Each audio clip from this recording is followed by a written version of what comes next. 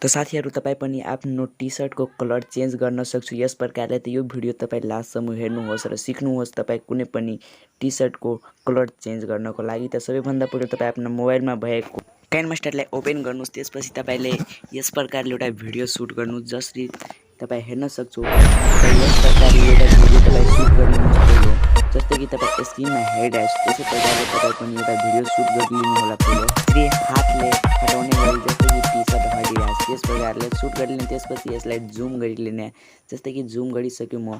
त्यसपछि यसलाई जुन भाग तपाईलाई नराम्रो छ त्यसलाई काट्न सक्छु यहाँ कैंचीको मद्दतले। जस्तै कि म काटिसक्यो यसलाई ट्रिम गरिसक्यो साथीहरु। त्यसपछि यसलाई हेर्न सक्छौ यहाँ लेयरको अप्सन दिएको हुन्छ। यो लेयरको अप्सनमा गएर मिडियाको अप्सन गएर यहाँ ब्याकग्राउन्ड भनेर एउटा ब्ल्याक कलरको ब्याकग्राउन्ड म लिए। त्यसपछि यहाँ साइडमा राखे यसलाई। त्यसपछि साथीहरु तपाईले जहाँबाट तपाई आफ्नो हात हटाइरहेको छु त्यहाँ स्किप गरेर यसलाई ट्रिम गर्नु होला। जस्तै कि तपाई हेरिरहेको छु स्क्रिनमा। फेरि यस्तै प्रकारले म आफ्नो यो हात हटाइरहेको छु त्यहाँ ट्रिम गर्छु अथवा काट्छु। र साथीहरु तपाई जहाँ तपाई हात हटाइरहेको छु त्यहाँ तपाई काट्नु होला। जस्तै कि हेर्नुस् फेरि यो म यसलाई काटे त्यसपछि फेरि यहाँ म हात हटाइरहेको छु फेरि यसलाई काट्छु यस ब्याकग्राउन्डलाई। र यस ब्याकग्राउन्डबाट तपाई एकदमै मजाले यो काइनमास्टर एप्लिकेसनबाट यो भिडियो बनाउन सक्छौ।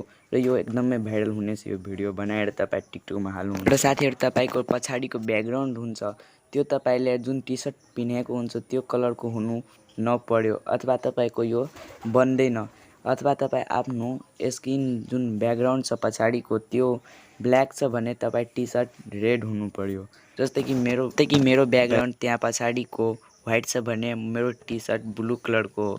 त्यसलाई फेरि म यसै प्रकारले तपाई पनि काटेर जहाँबाट तपाई हात हटाउनु हुनुहुन्छ भने त्यहाँबाट तपाई डिभाइड गर्नु होला यो कलर ब्याकग्राउन्डलाई।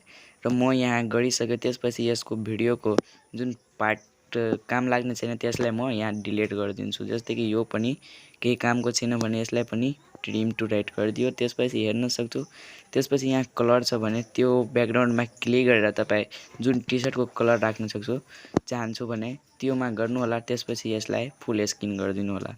फेरि यहाँ सोलिड कलरमा गएर यसको कलर पनि चेन्ज गर्नु होला। र त्यसपछि साथीहरु एरो छ त्योमा क्लिक गरेर यसलाई फुल स्क्रिन गरिदिनु होला।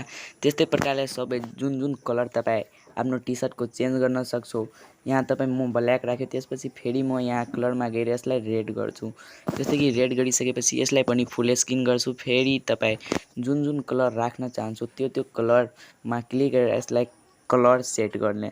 त सबै प्रकारको कलरहरु यहाँ काइनमास्टरमा दिएकै हुन्छ। तपाईको मोबाइलमा छैन भने तपाई डाउनलोड गर्न सक्छु एकदमै मजाले प्ले स्टोरबाट। त्यसपछि यहाँ सोलिड कलरमा फेरि क्लिक गरेर यसको कलर फेरि म चेन्ज गर्दैछु। जस्तै कि तपाई हेरिरहेको छु यसको कलर पनि म चेन्ज गरिसक्यो यो प्रकारले।